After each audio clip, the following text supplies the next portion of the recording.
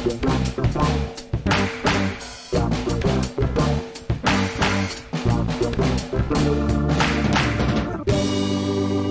welcome to Star Wars Spelt Out. I'm your host, Josh Chapman, and today, we got the old crew back. We're doing Man on the Run. I was promised a new intro theme from Matt Frost, but nothing happened. So, if you're listening, Matt, what's going on? I thought he was going to do a new intro song for this, but this is the weekly Mandalorian Season 3 recap. The Andor stuff went so well that we decided to come back and do it again. So we've got the A team back. We got Matt Mohl, we got Williams, we've got Catherine Kneen. Hello, everybody. Hey, Josh. Hello there. This is the way. I realised I should have introduced you individually because all of you were too polite to speak first then. But, why not? That's okay. Here we are, Season 3. It just kind of crept up, didn't it? Like it just sort of, there it was. It's been a while. Plus. What has it been? It's been 2 years, 2 months, and 13 days since Luke Skywalker returned. Yeah, of course, because I forgot that there was Book of Boba Fett. I'm like, hang on, something else happened in that. I'm literally every person viewing the thing. Did anybody notice the new Star Wars graphic on Disney Plus? Did anybody else have that? There was a big Star Wars graphic on there. Yeah, it was nice. Oh, no, I missed that. That's not in my notes. Yeah, no notes on that. No, it looked quite cool. It was quite a nice little, touch on there. But it's it's Season 3, Episode 1, Chapter 17. Yeah, it was 17. Are we up to 17 already? Jeez. We are. The Apostate. The Apostate. I hope I've spelled that right on the cover art, but I'll check that later on. I can only do one. That sounds like something that gives you trouble at night when you're old. Yeah, it does. If you have trouble with your apostate, be sure to get your apostate checked. As soon as you're over 50, you got to get your apostate checked on the regular. Take 4 Mandos before bed. The missus is on me to get my apostate checked. Yeah. Real serious problem of apostate problems in the family. Let's just, before we go into too much detail, let's go give a quick sort of what did everybody think just off the top of the dome. I'll just start top left. Matt Mohl, what did you think just quickly, not going into too much detail? I thought it was really good. It was good to be back. It's not like all the stuff that we've had previously, but it's a different flavor of Star Wars, and it was just good to have everything back. The recipe had changed a little bit, though. It wasn't like there was no special reveals. It's just good old-fashioned Mando, and I feel like it's building towards a bigger story, and I'm excited.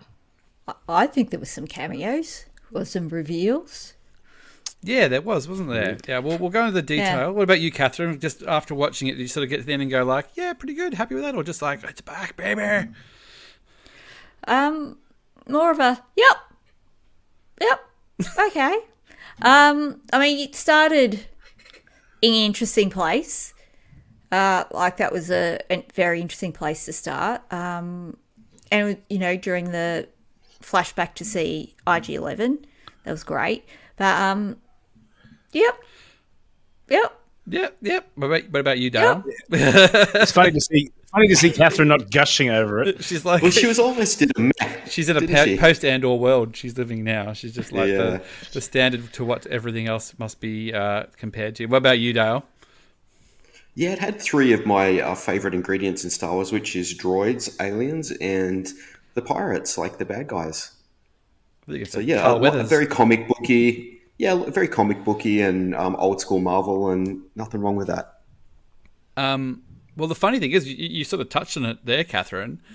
Hey, if you hadn't watched Book of Boba Fett, this is what's been going on with Grogu and Din Djarin. I would have bet my 2 front teeth that they would have done a recap over those episodes, but they were just no, we're not even going to mention it. We're just going to literally have Grogu back in the saddle. Did anybody else think that was a bit weird?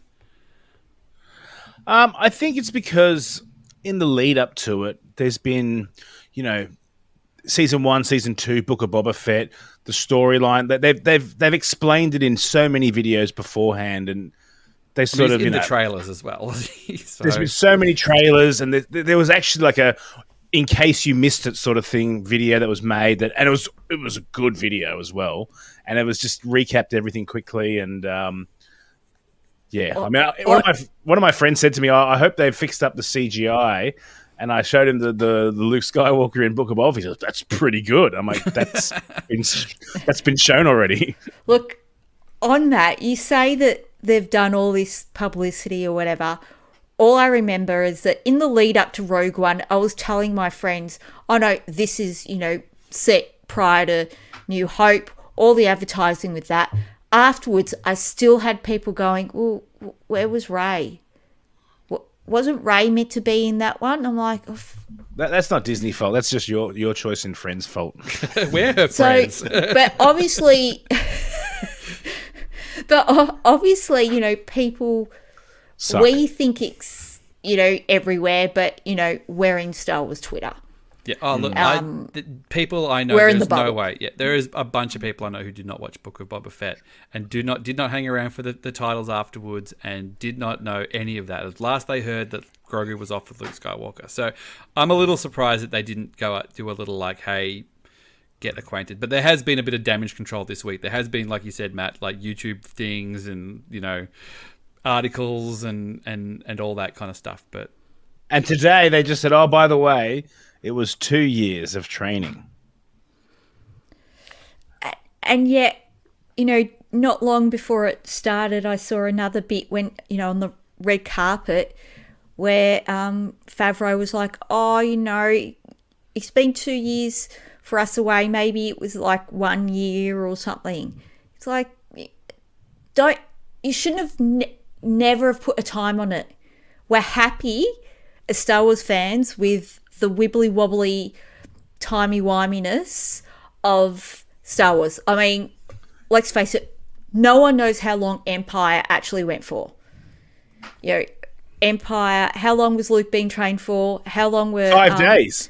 Han and Leia in hyperspace for? No one knows, but we live with it.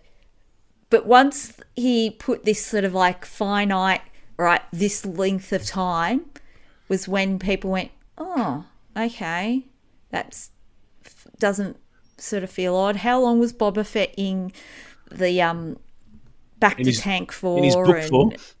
And and all of that. So it's, I don't know. I think they did do a good job, at least, of sort of chatting about Grogu's experience and all the rest. So while it may not have been in the previously on Mando, they did talk you through it. Yeah, that they did. Yeah. I like how he's like swiveling the chair with the Force. That was probably like that was weeks 1 to 30 on Luke's planet. Chair swiveling. Force chair swiveling. So yeah, I mean, we kind of go at the start. We go back with the armorer, and did anybody wonder? Am I just dumb? Did anyone else think that was a flashback?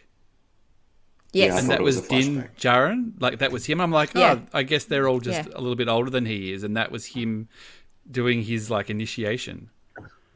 Yeah. No, surely I thought they were like, whoa, wait a sec. Did anyone else think that was Grogu's helmet being made up at one stage? Like, oh, I never even thought of that. I was like, oh my God. And then it was just some kid. And I'm like, oh, okay, cool. But I thought that was the misdirection they were going for because it was really small. And I was like, no way, we're going to go here already. But where does his ears go? Yeah, they just poke out the side, like a dog's thing. They can sort of like tuck in under. Oh, did you think it was funny that the kids' helmets have like the wider visor, like almost like a kid's Boba Fett? You know, like you see like a Boba Fett helmet for kids, and the visor looks wider, and you're like, that ain't the visor, because they do it so kids can actually see out of it. I'm like, they've actually done it on the helmet for kids, so they don't bump into things. Why does the armorer wear that like hairy fur shrug thing with a blowtorch? Like, that can't be good. Surely that's been singed a few times, surely. It's an OH&S issue. There's no OH&S on Mandalore, No, true. Whatever goes, and it's probably like a Night's Watch cloak sort of thing. That symbols her status as the chief welder, I guess. And just she's Fruscia's least favorite character in the whole Star Wars universe. Oh, really? Well, he'll be thrilled that she started the episode. He hates the armorer. And he's going to be even more annoyed that she didn't get eaten by a giant crocodile. So we definitely returned to Monster of the Week in the first 5 minutes. I was like, whoa, that giant crocodile. Where's Steve Irwin when you need him? It was done very well, though, wasn't it? Yeah, it looked really good. There was one or two ropey in front of a blue screen moments when they were sort of rolling out of the way. But, I mean, come on. It still looked pretty good. I was surprised how many Mandalorians there were. But they all kind of looked like they had kind of got their life back together. Yeah, well, I think it was symbolizing how the creed and the pack had grown and reformed. Because at first I thought it was a flashback, and then I was like, once obviously it wasn't. It's just showing they've regrouped, they've got children, and they've got coverage from elderly to kids.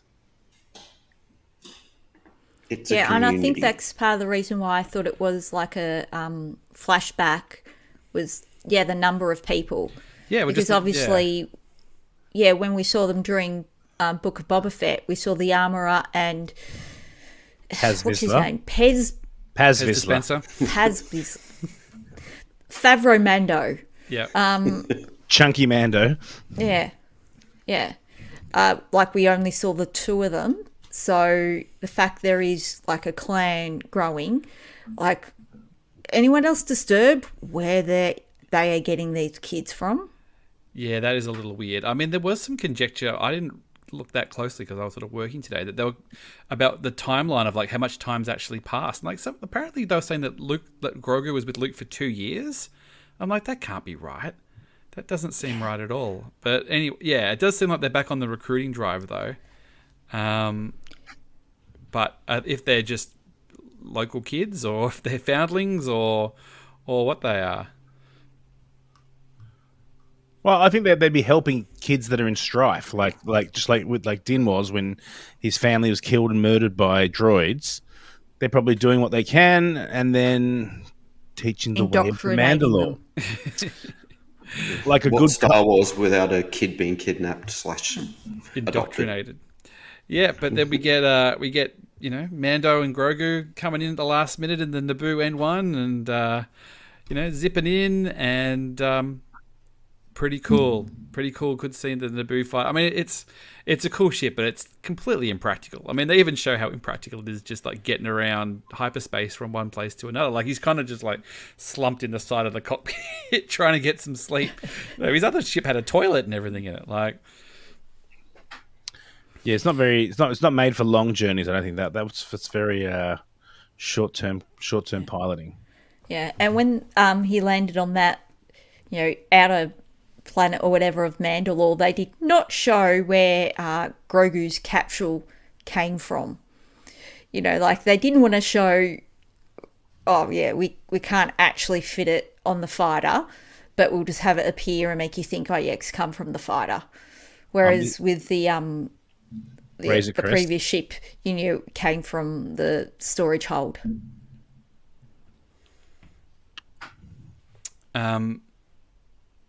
So yeah, it was pretty thrilling. Thrilling start, kicking off with a bang, and then we go back to Navarro, which is having a good old time. It's like the streets are clean, everyone's having a good time. Kids running around. The Kowokian lizard monkeys are hanging out in the trees.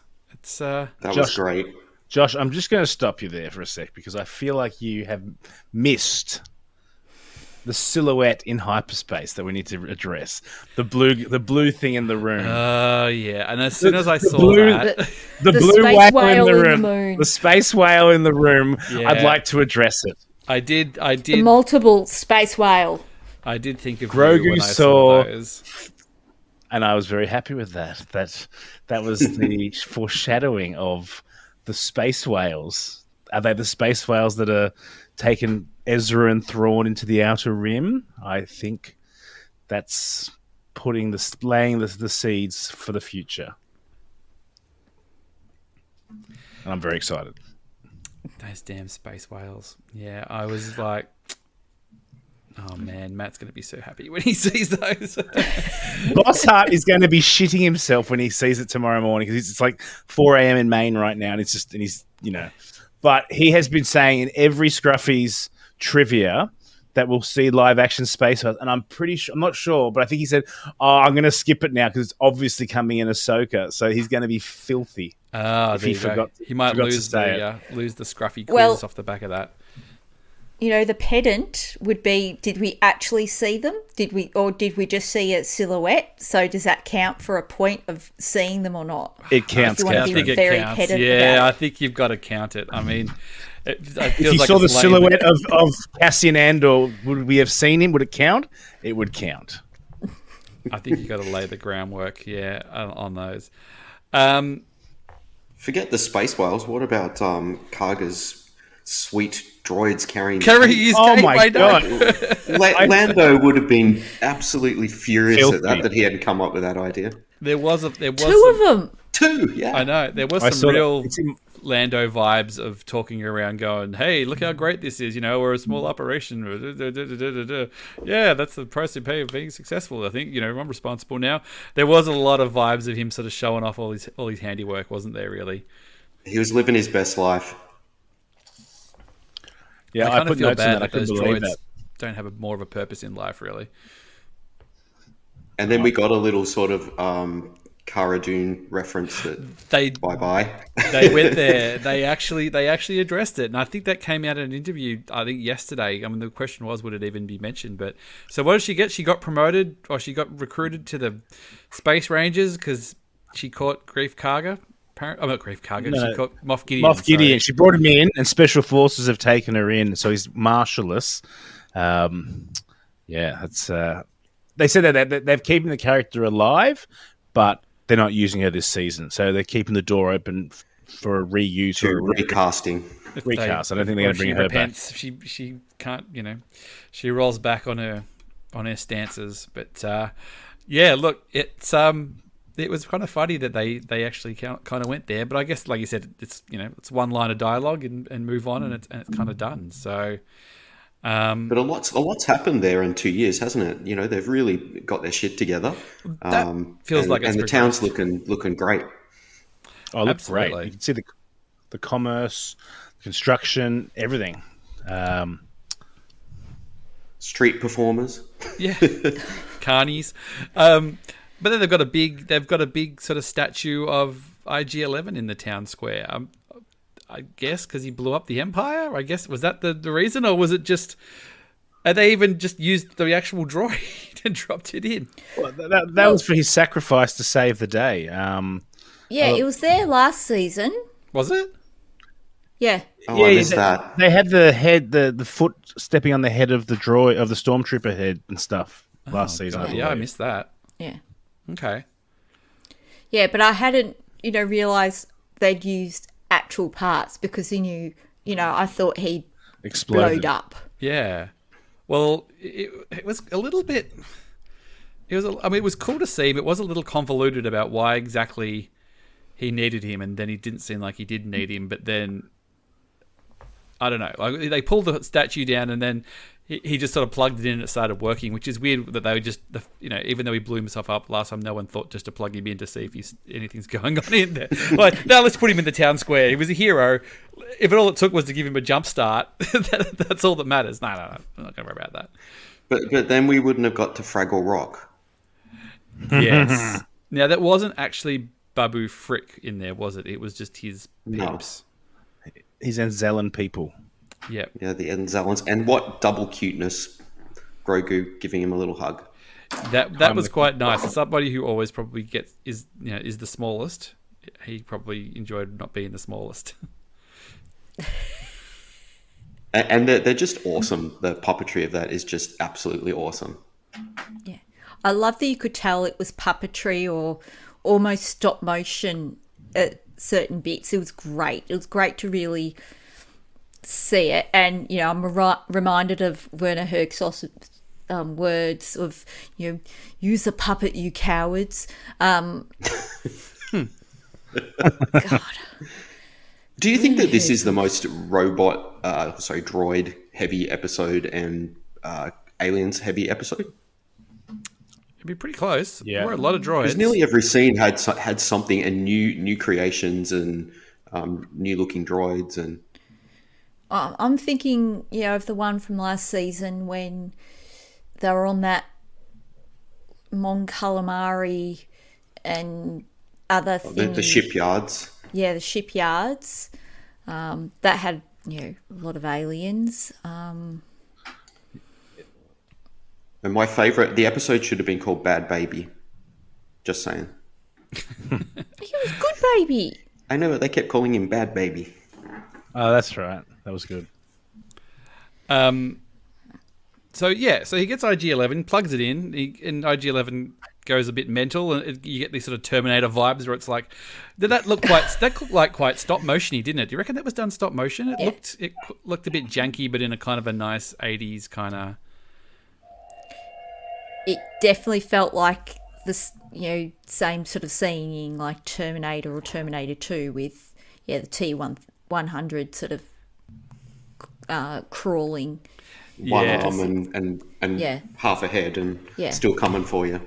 Yeah. So, it sort of had that feel. Who knows how they did it. Yeah, maybe some stop motion with some CGI to smooth some bits, but... And then we got a classic dad joke. Maybe not. I don't know. Classic dad joke in Sorry? there. Everybody else spot the dad joke? Was it? That's using your head or whatever it was. Yep. I thought the humor was pretty good. I thought the humor when he's trying to talk to the Anzellans and then Grief Karga sort of explaining it when it's pretty obvious was pretty funny. There was a good level of humor in this episode. Yeah. Yeah. No, it wasn't Ryan Johnson cringy. Hey, whoa. Hey. What did you just say? Don't come at the king, baby. Come on. There was a little bit of cringy jokes in the last Jedi with the Poe and the that was tooling. Good. All right, let's not go down. We're talking Mandos here. All right, fine. Let's not start that discourse. Okay. But so he kind of Grief, rightfully so. Grief Karga was like, "Hey, what are you still tropping around the galaxy for, dude? You finished your mission. Why don't you just stay here and settle down and get a plot of land? And you don't have a house anymore and." Kick around with the kid and do the quiet life, but he always feels like he's got something unfinished business, doesn't he? Did it kind of feel like, here we go again, more unfinished business, more things to do? He's got to go somewhere to get that thing. More fetch quests. Monster of the week, Duck Kill. So he had to get. He needed a memory unit for IG-11, but he didn't seem like he went. I thought that's where he was going, but then he turns out he wasn't even. Going there. Well, I think they just need that part to finish the job. So, I don't know. Wouldn't he go visit the Jawas? Yeah, well, that was weird too because that felt like a bit of a MacGuffin, didn't it? Because he was just like, "Yep, so I've got the, I've got this piece of thing that somebody said they got off the, he got off the." The Jawas. The Jawas who got it off the ground at Mandalore, and so it means that Mandalore's not poison. You can actually go down there and walk around, and so I can go purify myself in Lake Wanamatunda or whatever it is. I don't know. I don't know. I just feel like his missions aren't that important. Is anybody else getting that? He's going to take a nice hot bath in a Mandalorian onsen, and then he'll be reborn and forgiven, and he can start, I don't know. Doing what, though? Recruiting more children. That sounds wonderful to me. If he sort of just said, hey, look, my plan is I'm going to join the commune. Me and Grogu are going to join the commune and be proper Mandalorians. Even if he'd just given a little bit of context to that, I know he's on the outer, but it wasn't like he was hanging out with them anyway before when he was in. He was actually said, hey, I want to bring the kid here and I want to live with you guys and teach him the way of the Mandalore. And they're like, in order to do that, you've got to go purify yourself. At least that would make a little bit more, give me just a little bit more. Just give me a little bit more. It's interesting because, they sort of rehashed what happened in the Book of Boba Fett just so people were on the same page. Because the scene even looked like a carbon copy. Have you taken off your helmet? And, So, yeah, I thought we'd already discussed this, but that's all for the normies who didn't watch the Book of Boba Fett trying to... Mind you, that was also in the recap. Yeah, but that's the least important piece of information. Like, they could have, just gone over that. And you'd think for killing the crocodile, you sort of, hey, we owe you one. All right, fine. You took your helmet off. We'll let that bit slide. Come on through. Yeah. Anyway, but so he kind of figures, he's like, I got to get a memory unit for this droid. I've got to get this from somewhere apparently because I need IG-11 to get onto. I need a droid I can trust, even though, like you said, Dale, there's droids everywhere. And the only thing about IG-11 he could trust was the programming that Nick Nolte putting in. So Crawl? Yeah. What was his name? Crawl, yeah. Yeah. And so IG-11 just proved himself to be more untrustworthy than ever. And he still was like, well, I better get him fixed. I'm sure everything will be fine. Look, when you look at the episode, now that we're talking about it, it's not that good, is it? It's got color and everything and the Star Warsy things, but it is a bit lame, the whole, as a launch for a new season. And you couldn't even say that that's world building or anything because that world's already built. I just kind of thought it'd come out the blocks a bit stronger to serve a statement of where we were going.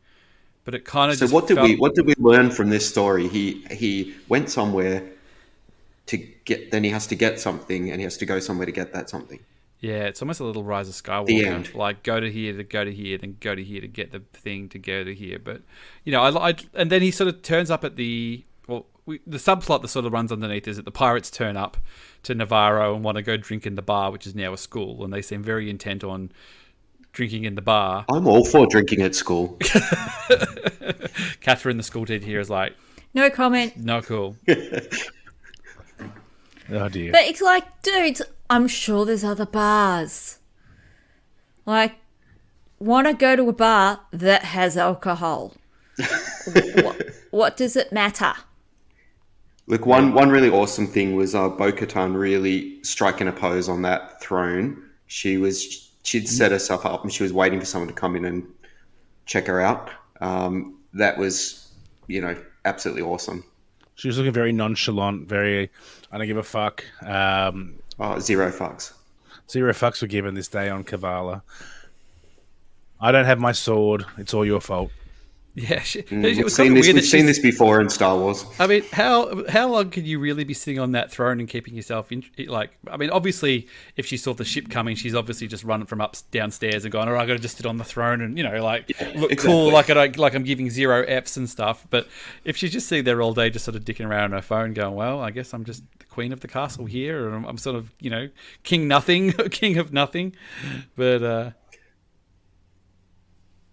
anyway, it was good to see her back. Yeah, it was good. But even she was just like, you're a fool, Mando. Like, why are you bothering with all this nonsense?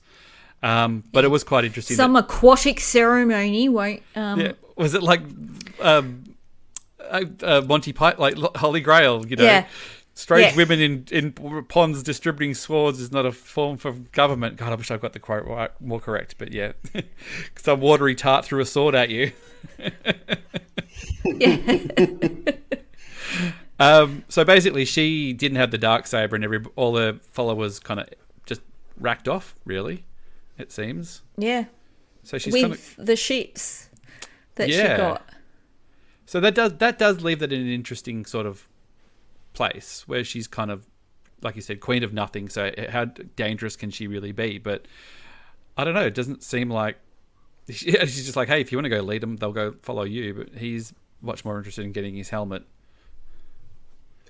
What were you hoping for season 3? What was everyone hoping for? I just needed not just for the first episode, but looking forward. Just a strong sense of purpose, I think. And also the fact that they went to the trouble of reuniting, Grogu and Jin. That it needed to be some strong sort of backing for that. And I'm sure there is. It's going to get there, but it didn't really. Like the first episode last time with Cobb Vanth, and they sort of had, like you said, Monster of the Week, and it kind of felt like a mission and a thing to achieve. This just felt like a bunch of things. Maybe it's just all set up for the things that are happening. But like you said, it's a bunch of fetch quests of things he kind of had to do, but even didn't seem like they were that important. Like IG-11, seems like he was off to Mandalore without him anyway, unless he got the part from somewhere else. Maybe that'll play a part in it later. Bo-Katan doesn't seem to have much influence at the moment, not as Moff Gideon. And you kind of have these pirates that he has a run-in with, which was cool, but they kind of came and went. Maybe there'll be... I mean, I did like the design in that. There were some very good creature designs in that. I liked the Pirate King was quite cool. I've never seen that design. Seaweed Man? Yeah, Seaweed Face Man. Yeah. Yeah. So I sort of expect them to... we'll see them again.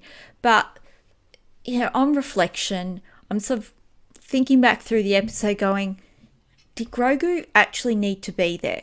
So, in other words, did they need to reunite Mando and Grogu during Book of Boba Fett? No. And my answer is no. No. And you know me, I try to be relatively positive.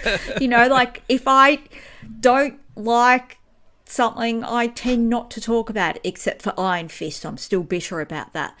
But... Wow. That's a long time to hold a grudge. It was terrible. And I forced myself to watch the whole thing so I could then watch Defenders. And Defenders depended a lot on what happening on Iron Fist. And Iron Fist was terrible. Oh my God. Anywho, I try not to be because, then you just get caught in a whole spiral of being negative. So I try not to focus on negatives or not to... If I don't like something, just not talk about it. But it's like, again, Grogu didn't actually need to be there. They didn't need to do Mando and Grogu getting back together again in Book of Boba Fett. This episode could have worked with Din doing exactly the same. But it could have been his purpose Exactly would the have same been... things. Like, even if it had been, I don't have Grogu, I realise I need him, I want him back, but I have to sort this out first so then I can take him to live with the Mandalores. Like, even if it was like that, just like a little bit of like, my purpose is to bring him back. I've decided that I need him back. I need to purify myself so I can join the Mandalorian communes and bring him in and make him a... He's not a Jedi. He's a Mandalorian. Yep. He needs to be a Mandalore. So I can work through this. Yep. Give me an episode and a half. Even if you resolve it in the next episode, you could just do it like that. And it would be a clearer sense of purpose of the things that he needs to do. He could be his motivation, basically. Because at the moment, his motivation just seems to be a Mandalorian again. Which I guess is fair enough. And we could have some cuts to Grogu training as we did. And... It would all work fine. And yes, we saw a little bit of the Beskar shirt underneath Grogu's robe, just peeking at the top. But it didn't come up. Like, it doesn't need to come up though, Catherine. It's just we're moving on. But what I'm saying is essentially they had this argument that, all right, we needed Mando and Grogu back together for this story. No, they didn't. They could have held off. It didn't need to be during Book of Boba Fett. They could have just as easily had the flashes to Luke training Grogu during this episode. Mando could have had that shirt made if we wanted to have the Mando episode during Book of Boba Fett where he got the shirt made. And every now and again, like when Din is flying around in his starfighter being very lonely, getting the little shirt out, thinking about Grogu. Oh, that's really sad, isn't it? Yeah. But I think I would have liked to have seen where I thought we were going with this episode was a flashback to start to learn pieces of his story or flesh out his backstory. And I thought that's what was happening, and apparently not. But hey, hopefully they'll address that later. And even Grogu as well. I'd like to start seeing some backstory. Hell, there's 50 years worth of story there. Well, I mean, they've definitely alluded to the Jedi Temple and things, but so it kind of left with. So he kind of deals with the pirates. Get some nice little space battles and stuff. Always love a good space battle. And then he gets to the planet that's near Mandalore, but it's not Mandalore, where Bo-Katan is. And she's basically just like, hey, if you want to go run your fool's errand, I'll tell you where the thing is. I'll tell you where the mine is. And whatever. Go nuts. Go nuts down there. Did anyone feel like the first half of the episode was very Next Generation vibes? You know, like especially Navarro and that sort of world and how it was filmed? I'm not familiar with I'm familiar with the program, but I cannot comment on I'm now picturing Navarro, and I could see Next Gen or Voyager people sort of walking around, although it looks better than what they do on Star Trek. Because let's face it, Star Trek was completely in a sound studio, and it was there was a reason why everything had that yellow tinge. I always just think of Dave Navarro, the guitarist from Jane's Addiction or Red Hot Chili Peppers, where the Navarro is the planet that's really big on eyeliner or stuff like that. Look, I think it was the weakest start to a series so far, but they managed to surprise. They managed to have some cool stuff in there. It was nice seeing IG-11 again, Space Whales, Grief Karga, the Babu Fricks. The Pirates. There was some good makeup going on there as well, which I quite liked. A bit of a shootout in the town. Talking about Cara Dune getting promoted, leaving town. Who were the cameos, Catherine? Well, I was thinking, weren't Space Whales like the bit of the, if you're going for the Leo gif, pointing gif, like Space Whales and the Babu Frick species. That's what's getting people pointing at the screen, which is what, it's sort of wanting. There was a lot of delightful little moments. Like for an empty episode, it was like a cake with really great icing. I want to know who that... Josh isn't going to invite me back on. Yes. No. Nancy No, it's fine. I mean, you've got the jumper on. Of course, you're going to be negative, Nancy. No, look, it's like I said. Like we've talked about when Andor. I said, does it set a standard too high? But I'm not even comparing it to Andor. I'm just comparing it to the other Mando stuff. I just think it was a little bit where it left it, and it did suffer from a little bit of focus of what the plan is. But we're only one out of the gate, and it was only 37 minutes long. What's going on with that? It was short, but also you're coming off an incredibly, huge crescendo. You've got to re-establish the storyline, pivot towards something completely different. And they did that. They've set up conflict with the pirates, this new seaweed monster guy's in charge, and there's obviously beef there now. I remember from the trailer, you see all these pirates like shooting out. So there's going to be there's going to be conflict going on Navarro set up in the future, because you see all those pirates die on the floor, and I think they were pretty clever in that. When we saw the heavy Mando firing at the crocodile, because we didn't see the crocodile in the trailer, it looked like there was a lot of Civil War style conflict going on, because they were shooting up a lot of stuff. But no, I'm pumped. Like it wasn't. There's no huge reveal at the end, but they've realigned everything, and I'm pumped for next week. And I like that there's no sort of preview for next week as well. It's just what you get is what you get, and there's no here's a little snippet.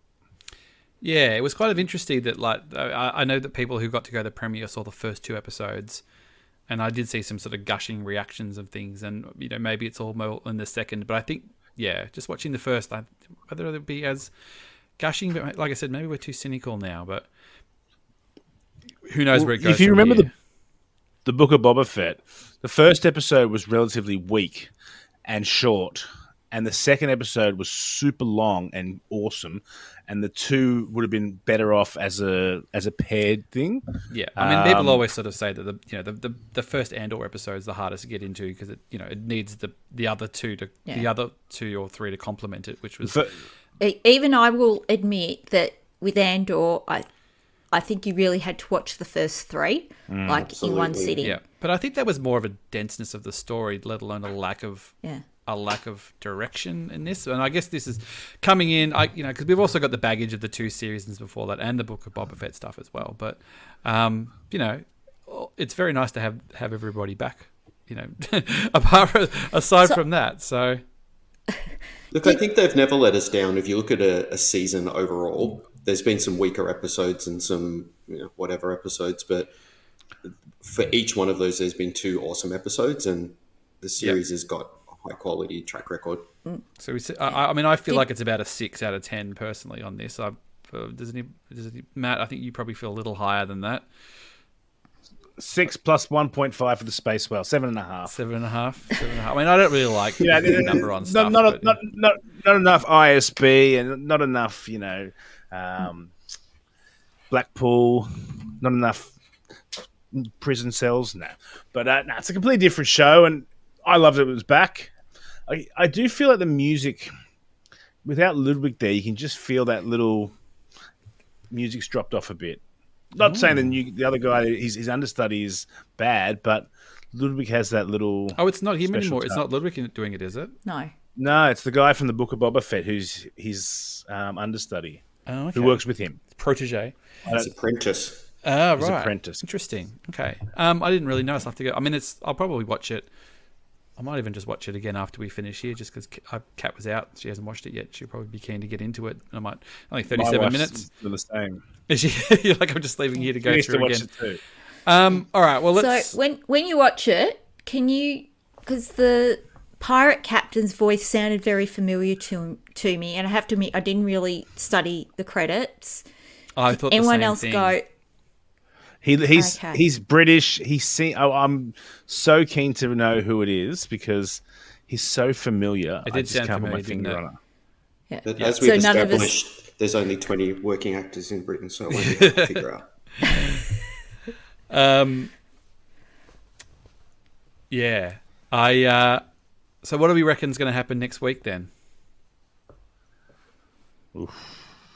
It's really one of those episodes where it doesn't leave you many clues as to where we're going. You kind of think, so we're going to have another search and fetch episode, or will the story actually start? Will we get some meat on the bones? I definitely think there'll be meat on the bones next week. I think we're going to be going pretty hard into Mandalore, and definitely seeing some big action. I don't know if we're going to Mandalore just yet, but yeah, you hope that something kicks up a gear. So it's like whether he gets the part and begins to explore, and then that is what is the trigger to then bringing together the rest of the Mandalorians. Who knows? I mean, I want this thing to be resolved pretty quick. This helmet swimming in the thing. Like I don't know about you, but I kind of like, let's get in the water, get yourself in the clear, and get on with it. Unless going there is the trigger point for a bunch of stuff kind of happening, where he goes there and it's like all the other Mandalorians turn up and say you're the guy with the dark saber and all this other stuff. You know what I mean? Like it's an impetus. Him going there, it has a snowball effect. Then cool. If he's just kind of going there and then he just gets sidetracked every 5 minutes and then at the end he just gets it and it's done and now he's a Mandalorian, that'll be a bit unsatisfying. Like I think if his presence there basically snowballs a bunch of stuff and causes a bunch of stuff to go down, that would be quite. If he goes there and it turns out that it's habitable, and then everybody has a rush to Mandalore, like the Empire of Remnants want it, the New Republic want it, the Mandalorians want it, and all of a sudden everybody's converging on this place that they thought was inhabitable. That would be quite fascinating. But I guess we'll see. I would like to see what Baby Yoda learnt in the 2 years he was with Luke, and a couple of new tricks. And Luke only had that hut. He had all those robots building that hut, and that means in 2 years they built that one hut, and that's it. I know lazy robots. Yeah. Lazy robot. Yeah. God, it's impossible to get good labour. I think C-3PO could have built huts quicker than that. Maybe R2. Maybe R2. Cool. Well, thanks, guys. Thanks for coming back. It's good to see you all and chat again. Hopefully we'll come back and we'll... What was that, Matt? You're looking it up. Vane is played by Marty Matalis. So that's someone I have no idea who that is. Okay. Okay, Probably on so- Call the Midwife or something, Catherine. Look, That's a rite of passage for each British actor, isn't it? I had a really good cry at Call the Midwife the other day. It was really good. Better than Really Iron Fist. Yeah, it's great to see you guys and be back on. Thanks everybody for listening and people who wanted to hear us do Mando. It's going to be a little bit sporadic because obviously Star Wars Celebration's in the middle of all of this, so it just might be me and Catherine talking about Mando on a phone, waiting to get into Celebration one day, or it might be me and Kat in Portugal, which will be in after Celebration.